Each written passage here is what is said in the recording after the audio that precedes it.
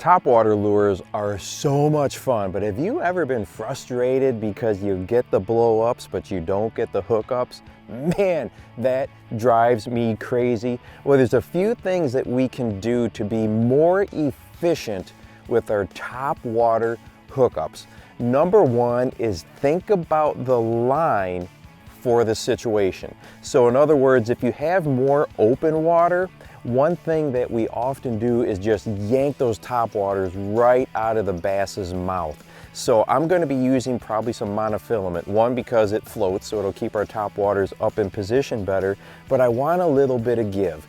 We react so quickly when we see that bass swirl or that bass swat at it or explode out of the water. Our reaction oftentimes pulls that lure away before they have a chance to really get it.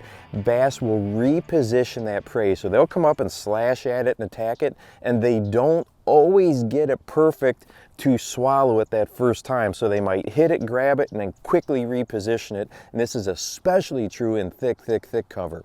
So I'm fishing in more open water. I'm going to have that monofilament on and always a side sweep hook set. Now the second thing to consider is when we're fishing topwaters in super thick, nasty, emergent vegetation, okay? You know, hollow body frog fishing, pulling other types of soft plastics across the top of this stuff.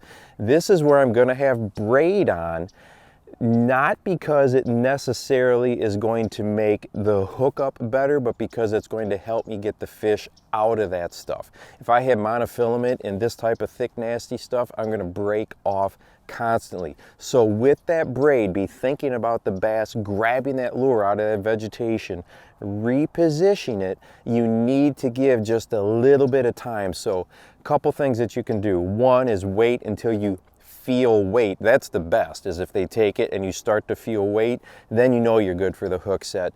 But it also is good to delay just a little bit. Sometimes, you know, do a 2 count or a 3 count to give just enough time of that really thick stuff to let that bass truly get it, and then set the hook when you've got that braided line on there.